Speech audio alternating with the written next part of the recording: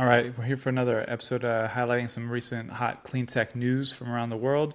Starting off, just jump into the biggest, I think, news of the week or month or year. BYD's absolute explosion in electric vehicle sales.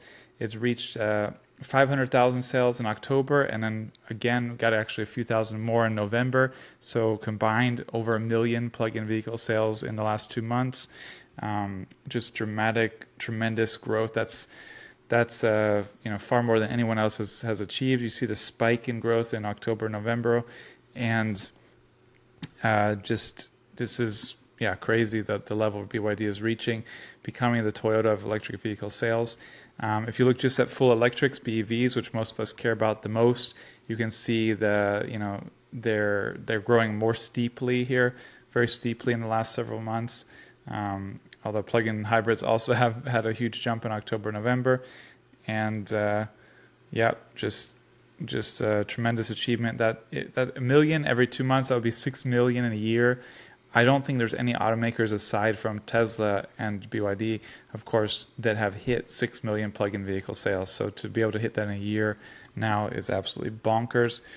It's also got soaring electric commercial vehicle sales. That includes heavy duty trucks, medium duty trucks, various vehicles for commercial vehicle industry. You can see really strong growth throughout 2024 here, really strong in November especially. And separately, electric buses, which they combine, but they also break out. Strong, steady up and down. It depends on big orders coming in, I imagine, different places, but overall it's 54% growth this year in commercial electric vehicle sales from BYD. Great growth. Continues to enter new markets, most recently Guatemala, but sort of month after month they're adding markets around the world that BYD is entering. Just a tremendous story of expansion and growth this year from BYD. Might be the Cleantech story of the year, probably is. And really becoming the Toyota of this new era. And I think we'll come back to that. Other Chinese EV companies are doing very well lately as well. Xpeng just had 54% growth year over year in November, 29% growth just month over month from October. Great period of growth for Xpeng as well.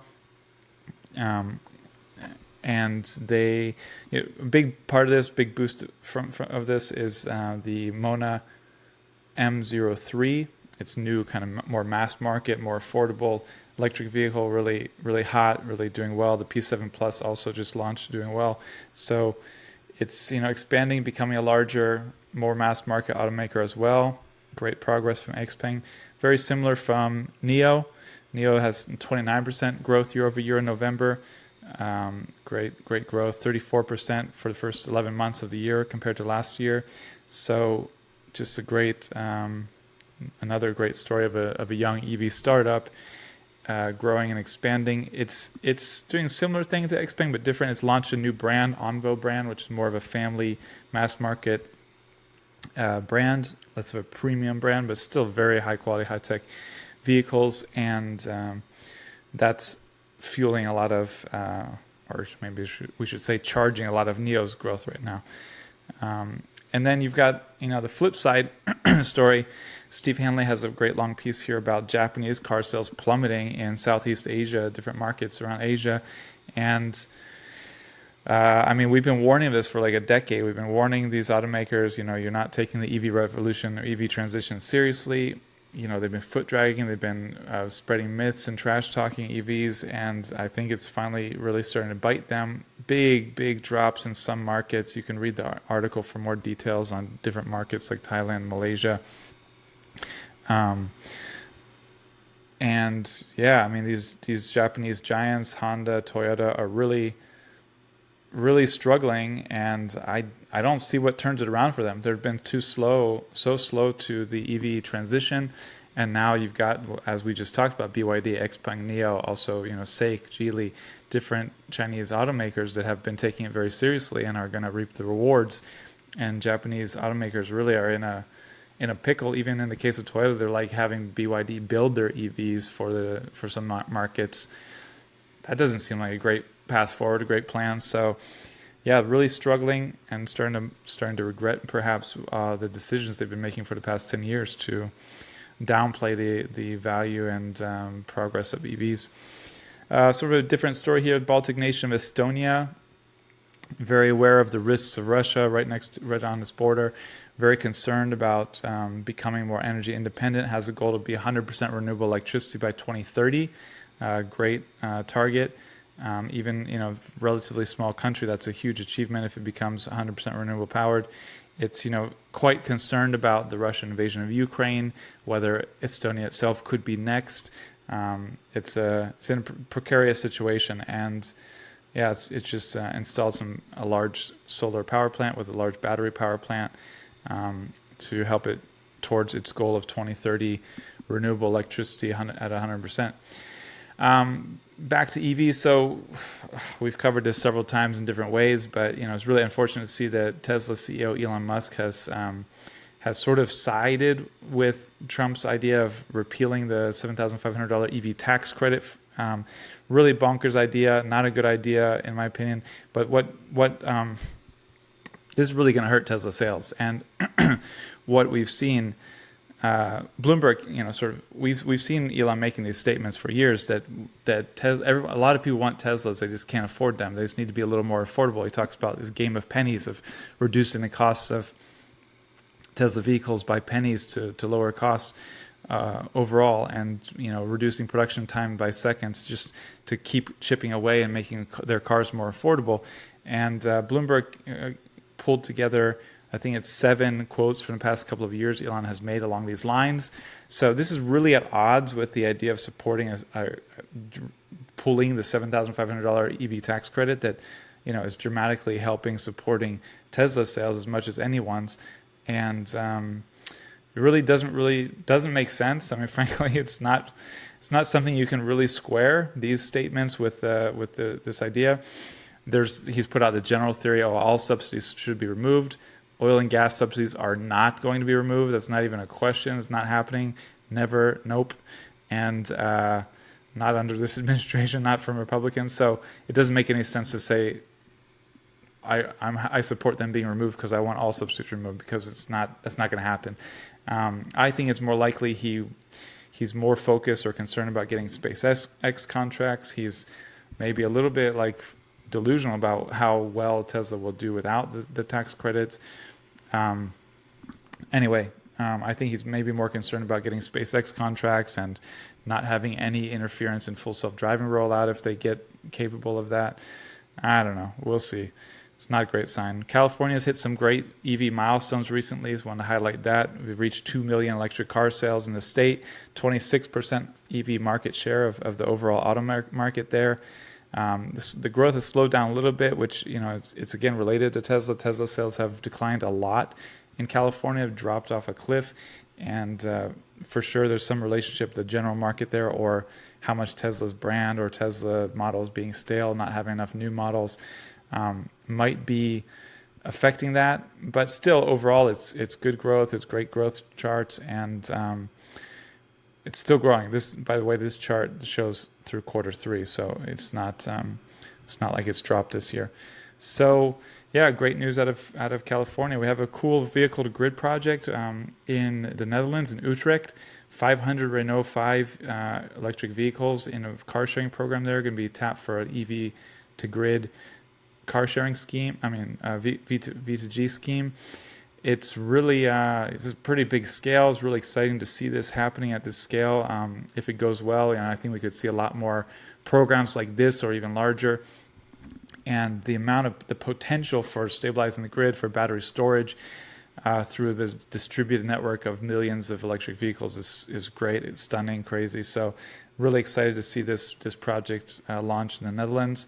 I was just noticed some news from Masdar clean energy projects going forward, and I just looked into it, and they've rolled out so many huge solar and wind power projects, different announced memorandums of understanding, started construction, different stages, but a big stream of projects in in the Middle East and parts of Europe, parts of Asia, and just really huge progress there. And I don't know how much people are aware, but I worked with Masdar for years, went to the UAE 6 or 7 times, I don't know, with them, and covered their initial plans to become a clean energy giant, and now to see it really becoming this this huge global clean energy giant, and the enormous projects they're getting into now, great sign for the future. Great progress. We wanted to highlight, somebody shared this amazing chart with us, this graph of manufacturing construction investment in the US. It's really, we've never seen anything like this in the US. This is, we've had the period after World War II of great manufacturing growth, but for decades we've been losing manufacturing jobs. It's been a major economic and political discussion point. And we had a bump under Obama. You see that where manufacturing jobs increased a bit, a bump in the middle of 2010s. But this is an enormous growth of manufacturing in the U.S. thanks to the Inflation Reduction Act of 2022 from Joe Biden and the Democrats, and the bipartisan infrastructure law and the Chips and Science Act. It just... And we've never seen reshoring of manufacturing like this. We've complained about manufacturing jobs being lost. This is real reshoring of manufacturing jobs in the U.S., and it's a dramatic achievement no matter what happens going forward. And for sure this will be weakened, and some of this will be lost from the new administration pulling programs or pulling funding. But this is showing dramatic positive growth in the much of it is clean tech manufacturing. But it's the biggest reshoring of manufacturing, biggest infrastructure manufacturing bill. I think Solar Energy Industries Association said something very similarly, just generally, not just for solar, and just a great achievement. And a lot of people have said, we've talked about how much funding from the IRA and whatnot is put into these sectors. This is construction spending. People have complained, but it's not really happening. It is happening. This is construction spending. This is money going into construction. Similarly, the Rivian, Tesla a long time ago got a government Department of Energy loan from the Advanced Technology Vehicles Manufacturing Loan Program. Really helped Tesla in a difficult time of its growth and development. Might have been critical to Tesla becoming what it's become, surviving and becoming what it's become. Tesla did pay that off years ago, but now Rivian sort of at a similar stage. They got a $6.6 billion, $6.5 billion loan from this program from the Department of Energy. Really could help Rivian at a critical time where it needs to keep growing and reach mass manufacturing to become profitable. So great loan from the Department of Energy. We'll see how that helps Rivian keep progressing. Tesla recently doubled its referral bonus for owners referring new buyers. Good and bad news. So, the good news is instead of getting $500 off for a new Model 3 or Model Y, you can get $1,000 off. Instead of $1,000, you get $2,000 for a Model S, Model X, or Cybertruck. Good for buyers right now. I'm more concerned it's showing, issues of weak demand, not enough demand for the production capacity Tesla has. Definitely not enough for strong growth like Tesla projected for years. It was expecting 50% growth, and now it's been negative this year, just aiming to have a growth year. So it's definitely not close to 50% growth, but still they have to keep adding new demand levers. Very concerning in my opinion. Maybe the numbers look okay at the time being, but they keep having to add more significant discounts and demand levers, which in a few quarters from now might, we might look back on this and you could see this as a big yellow flag, big warning sign. I'm quite concerned about it, very concerned about it. I think it's not a great sign, and having a Hail Mary on robotaxis, expecting robotaxis to solve all the problems with consumer demand, I think it's not where I want to put my not where I would want to be. So great news. If you want a code to help to buy a new Tesla, I'll put one in there's one in this article right here, which will be in the description. Feel free to use it. But yeah, now is the time to buy for sure. Use the discount code and get the $7,500 tax credit. Last story here is about just longevity of EV batteries. It's something we've been saying is really not a concern for years, but it's one of the top concerns normal people have looking to buy electric vehicles or just talking about it, just approaching the idea. This study shows that they really last a long time. You get a little drop in capacity early on, and then it's stable for a long, long time, like 200,000 kilometers. And it's really not the concern people make it out to be. It's great. There's more research on this. This should put to bed any concerns about, a lot of people are afraid to have to replace the battery for like $10,000 after a few years. Not the case. Batteries have 8-year warranties, should last at least twice that long. In an EV, they're going to outlast, most EV batteries are going to outlast the car itself and then be used in second life stationary storage or and then recycling. So great to have some research on this. Different charts in here you can look at where you see like little drop in capacity, a bit of capacity reduction early on, and then very stable level of capacity. And that's what I think everyone I've talked to has seen from their batteries. That's it. So that's the story.